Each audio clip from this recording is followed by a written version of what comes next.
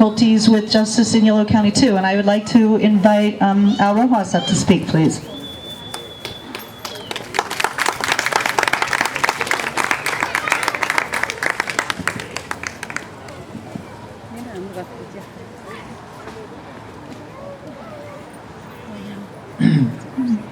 Good evening. I want to thank all of you, and I want to thank the Ajay Dev family, and especially Peggy and her children, but more so too also your support for believing in the truth. God knows that in our country today, there couldn't be a more dangerous time of what's happening in our country today. I want to say to you that this is not a cause about Mexicans, immigrants, white people, Asian people, Native people, African Americans, and white people. This is about us as human beings and as residents of our community. And all we are saying is what we want is justice. What we want is equal application of justice. Yes. We do not want a DA that utilizes the justice system to punish and try to convict on trumped-up charges many people who sit in prison today. Young men and women who are sitting, wasting their lives away, simply because a justice system has gone awry. Has gone awry to the point to where now they're using our tax dollars to incriminate and racial profile our people. And that is something that we cannot accept, and nor will we ever accept.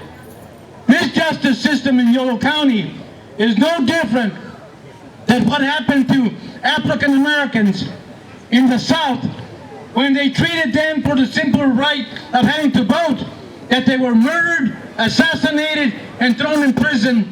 And many of those people are the real reason why today they left us with the whole question of whether we shall sit at home and allow this county, this district attorney, not to apply the equal sense of application of the law of justice. Now, the only thing that we can do is to fight that system by being together, unified as we are here today, and sending a message to them that even though this is a long road to justice, there's no way we're going to allow the Ajay Dev family not to support them, and Ajay Dev, who sits in that prison, as many other people, as the Lockwood family also, and many other families. There have been killings in this town by sheriff's deputies. There's been people who have gone to the extent of losing their homes because of $150,000 or $200,000, which the Ajay Dev family didn't have and doesn't have, that we need to be able to fight against the millions of dollars of our tax dollars being utilized by the district attorney, who, because of political will, he's been elevated to the now district attorney.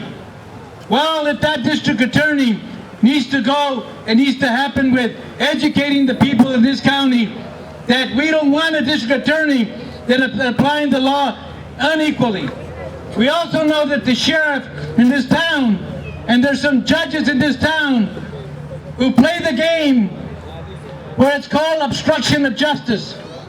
And when they violate the law, the judges and the sheriff and the police officers also, the law isn't applied equally then. And that's where we need to be able to bring this out. And if these people are doing that, is bring them to justice.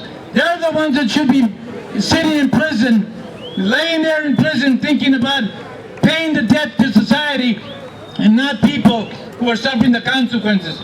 I want to be able to say to you that the only way that we're going to win this battle is unifying all of us in our community, that enough is enough. And what do we want in the end? Justice! When do we want it? Now! What do we want? Justice! When do we want it? Now! Thank you. Thank you, Al. All right, I got one more speaker, Evanne, and I'll let her introduce herself. And I'll be really short. I want to wrap things up a little bit before we start our march. So could everybody kind of move in a little bit? I see a sign out here. It says, "United We Stand." It would be nice to see everybody come close and just see how many people are out here standing up for justice today. Thank you. And just to look around at all your people that you know, the community of people that have come out from all over, Patty from Connecticut, many from Chico, many from Yolo, Sacramento, people from Southern California, all here today to stand up for something very dear to our hearts. It's called justice. I have known Ajay Dev for approximately 20 years. I am friends with his wife, a very dear friend of mine, and his family, and know Peggy's family as well. I represent Ajay now for issues that come up with his imprisonment, which break my heart. He is not allowed, as you heard, to touch his children, to hug his children, to hold his babies, because he has been defined by this justice system here as a rapist. We have heard over and over, I don't have to repeat it, about what a weak case that was that the district attorney brought against him. And we question it because we go, this is not right. How could this have happened? You've heard about cash for convictions. It's a complicated situation, but obviously our bureaucracies have to be paid somehow. So they get grant money and they have to fulfill those grants, right? Ajay did sit in for that. He sat in for them for that, and they got a promotion from that, and the investigator got an award for that. We know that's wrong. And we've heard also about Jeff Lockwood also, and unfairness, and Al Rojas, what's happening to not just Mexicans and Nepali people, but also poor white people out there as well, people of all colors. We have entered into a situation here in this country that needs attention. It needs our serious attention because all of us we value justice. Not one of us would agree to let a rapist go free. We want to see that punished. But we don't want to see the innocent suffering and put away behind bars. So we're not here just because we're upset that a loved one of ours is in prison suffering and we know he's an innocent man. But we are also outraged that the justice system in this country could do this. And we want change. We're standing up now. We're fighting for freedom. We're united in our call for freedom and justice. I want to read to you something I got off of the District Attorneys Association's website. And on that website, it talks about the role of the prosecutor. And I think it's important for us to hear what the role of the prosecutor is. We know this. We know this in our heart. We know it in our gut. But just to hear it, it's online. It's their code of ethics. They must abide by a strict code of ethics. They must always strive to discover the truth. And finally, the prosecutor should prosecute while employing only legitimate investigative techniques to ensure the guilty ones don't escape and the innocent do not suffer. So I have a question for you all here today. Do you feel that we have seen in this county the ethics, code of ethics upheld? Yes or no? No! Do you feel that there was the search for the truth by the prosecutor in this case, these cases we've heard about today? No! Do you feel that he has protected the innocent and put the guilty behind bars? No! Well, I agree. I think we all stand together on this, and this is not an issue, as Al Rojas said, that is just a local issue. This goes throughout the state of California, and it goes throughout our 50 United States. We are seeing more and more. We see movies made of people who are innocent that got wrongly convicted. It's fine if some people make mistakes and bad things happen. We are human, we know that happens. But this is not due to mistakes. This is calculated to win cases.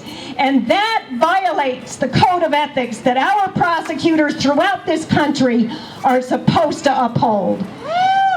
So I ask everybody today, are we ready to take action? And I mean action. I want to just call out here to the People's Vanguard, David Greenwald, writing articles that point at the problems that we have with power, the authority that is being abused by those who have the power.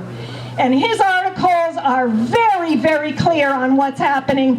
It's a start. It's our voice. We're speaking out. Every one of us has a voice. And we're here today to say, we're ready to stand up. We're ready to speak out. We're going to march to that courthouse and we're going to show them we want justice. Thank you. Okay, I think we're done with the talking and now we got to go to the walking, okay? So, I think the plan is we're going to line up on that sidewalk over there. Peggy, are you going to be the leader? All right, Peggy here is going to be the leader, so follow the leader. We're going to go down one side of the street and we're going to come on back down the other side, and we have food when we get back, and then we're going to have food and talk, and lots of people are wearing these little tags. If you want to ask us specific questions about the case, we would love to talk to you and give you some ideas. Several tables over here when you get back too. Also, we'll have information about different cases, about different things. You can also make donations, and when you donate, you can get things like t-shirts or bracelets or stickers for your car. Oh, wait a minute, and Ajay's cousin came all the way out from North Carolina. I think he traveled further than me. Where is he? K-Seb, where are you, K-Seb? Raise your hand. I see the sign up there. Thank you, K-Seb. All right. Plane fares are not too much to come on out. Oh, when we come back, we have entertainment. We have dancers that will be here also. So we have food, dancing, and lots of talking and getting together. So, Peggy, why don't you get a sign and start on up the line. Everybody head on over there, please. Follow Peggy.